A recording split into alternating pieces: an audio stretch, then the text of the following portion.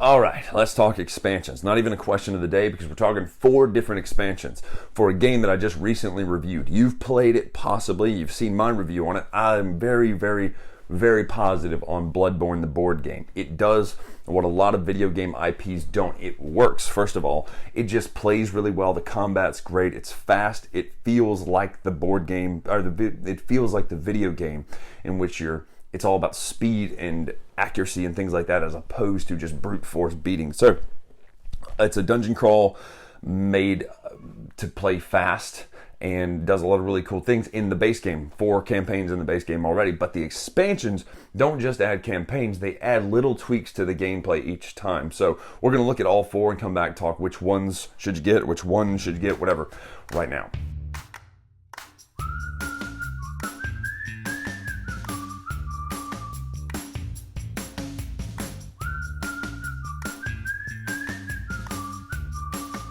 Why, yes, that is a mountain of content right there. These are all 4 expansions that I have of Bloodborne the Boardgame. Now, if you saw me do the Bloodborne review, you know that I really enjoy this. So let's take a look at all 4 of these, what all is in them. But we've got Forbidden Woods, Forsaken Castle of Cainhurst, the Chalice Dungeon, and Hunter's Dream. They all add a little bit of something, and they're not to the point where, and we're going to talk about that, if you had to get just one, which one are you going to get?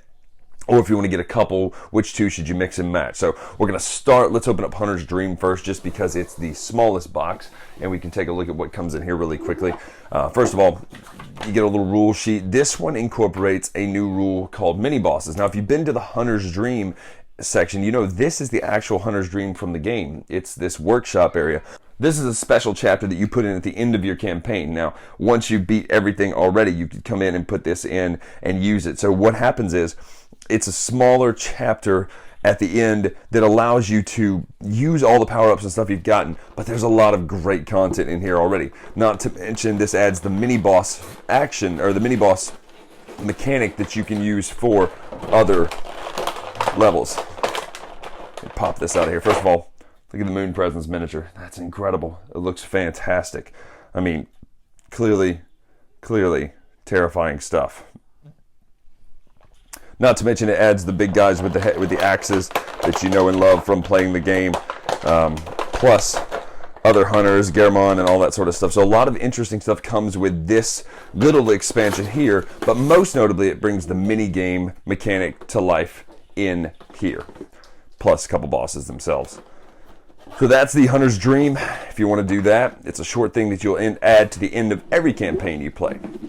Next, we'll do Chalice Dungeon last. Let's do Forsaken Castle Cainhurst. So Cainhurst, if you know anything about the board game, is this moment in the game in which not the board game, if you know anything about the game, in which you get this weird kind of interlude where you get an invitation to go to this castle and fight. Well, that's what's happening here.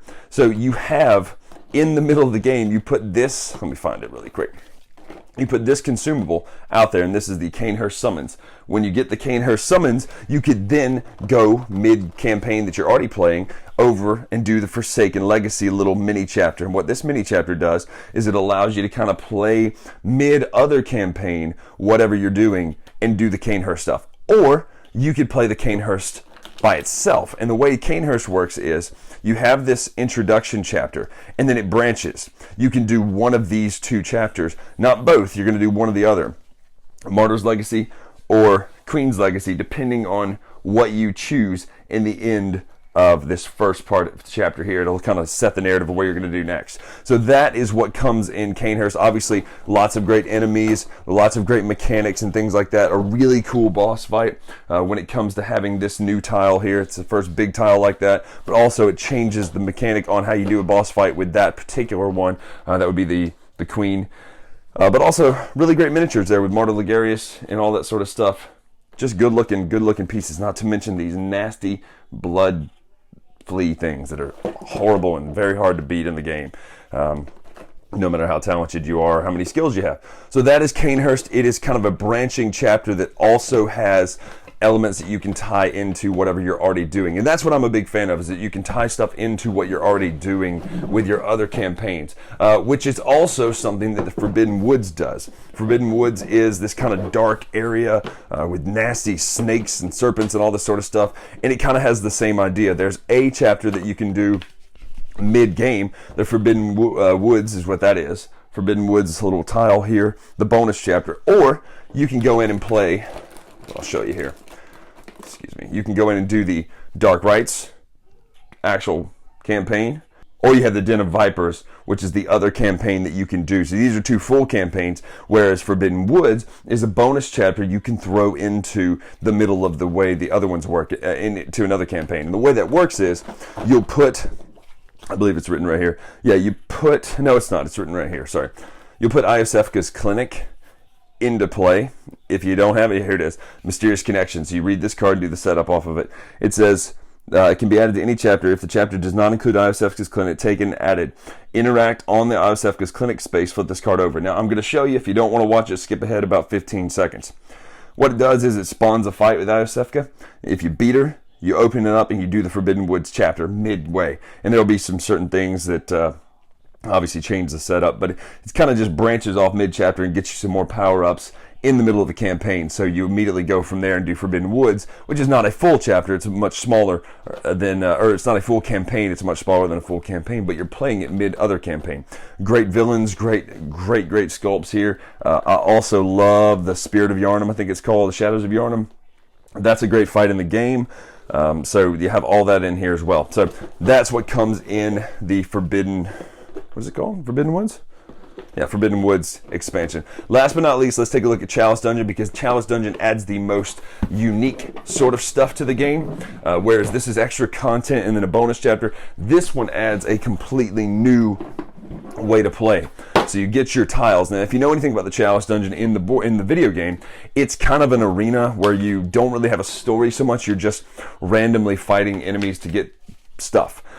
And that's essentially what you're doing here. You're not playing a campaign. There's not a big campaign deck. In fact, you're going to spawn enemies and you're going to do these certain rights cards and you're going to beat those enemies. And if you do enough rights and defeat the boss, and it can be any boss, not just the bosses that come with this set, you can take any of the bosses from the entire game, which this one has quite a few already, any of the bosses that you have in any of your content and put it out there. So you have the Beast Possessed Soul, Undead Giant, Yharnam Pthumerian Queen, Pthumerian Descendant, the Watchdog of the Old Lords. You have all those that are in this box, plus any of the ones you want to use. You could put them in the Chalice Dungeon. You set it up. You have to set up certain traps and certain things like that. But you also get a bunch of great enemies that are associated with it as well, which is just really, this one has a lot of miniatures with it. But it also comes with a hunter versus hunter mode. So instead of just playing Bloodborne the way you would play it, you're going to do it as a PvP combat mode. So everybody gets 4 or a certain amount of hunters. You'll get those hunters and you'll play against each other, and the person left standing wins the game. Now there will be enemies in the middle and you'll be power-ups and things like that, but you're not fighting them necessarily. You're trying to beat each other to get the most points, or to be the last one standing, and the person that's standing last obviously wins. So that's cool because it gives you a totally different way to play Bloodborne the board game. Think a la Imperial Assault a little bit, that you have the campaign mode and then also you have that fantastic skirmish mode that, man, I'll miss Imperial Assault. Wish they would bring it back, maybe a 2.0 or something like that. So you have that. That's what we got here with all of the different Bloodborne expansions. That's what comes in all of them. Now let's go back up, talk which 1 or 2 or 3 or 4 should you get. So first of all, we don't have to talk about the way they look, because they look amazing, right? The game looks amazing already. It's CMON miniatures. I like that they scaled down so that everything fits a little easier than having giant ones, and they just scaled your hunters down so that these other things still look giant compared to the hunters. Now, as far as the game itself, you've heard me say I love it already. The expansions though, so if I'm going to pick just one of these to get, and I don't necessarily know that you would pick just one, but if I have to pick just one of these, it's probably going to be the Chalice Dungeon, because it does something different. It's just more like a survival mode, in the sense that you pick 3 quick cards, put them out there. You're not worried about trying to beat this mission or insight mission or do this. You're just fighting. But also, it gives you that hunter versus hunter mode. So if you're just going to pick one, to me, it's probably a toss-up between Chalice Dungeon and Canehurst. Canehurst I like because the story's cool, but also the enemies and the mechanics are really cool in the board game version of this. If you're going to get all of them, obviously it's not a big issue, but if you're going to get just the one, that's the one I pick. Now, I do like the idea of Hunter's Dream being a campaign that you play, or a chapter that you play at the end of the campaign. The downside of that is you've got to finish a campaign successfully, you've got to beat it, and then go to the Hunter's Dream. So if you're failing a campaign, it might be something you don't even get to play. You might have to cheat to play, especially for playing solo. Who cares? No one's watching, and you just play the game because you want to enjoy the game. There's no rules. No one's watching you over the shoulder, be like, saw that. So that's the downside of Hunter's Dream for me. I do like that it's a smaller box, first of all. I do like the enemies it comes with, though. They all have great enemies, great villains, great miniatures. I do like, though, that it adds the mini-boss expansion. So if you want to save a little cash, maybe go with just Hunter's Dream, because it adds in that mini-boss idea to any campaign. So if you're already playing the other campaigns, you can throw in a mini-boss into the chapters too and spawn those. So if you want more of a challenge, which, my God, this game's hard enough, but if you want more of a challenge, you can put those in there and add that as well with the mini-boss. So all in all, if you're going to get one, for me, it's Chalice Dungeon. If you're going to get two, it's probably Chalice Dungeon and Canehurst. If you're not looking to add just extra bukus of content, get Hunter's Dream, because it tweaks it with the mini boss. And then Forbidden Woods is just cool because it looks good. The story's gross and terrifying, but it also adds that bonus chapter you can do in the middle of the game. So all in all, they're all good. Budget-wise, obviously, it's a big investment, but they're all good. They're all worth getting. None of them are worth saying, like, well, don't get that one. But at the end of the day, that's my order of what I would pick these in. So I'm Bryan Drake here on the Dice Tower. Make sure to follow us on Twitter, Instagram, @DicetowerBryan. Until next time, we'll see you.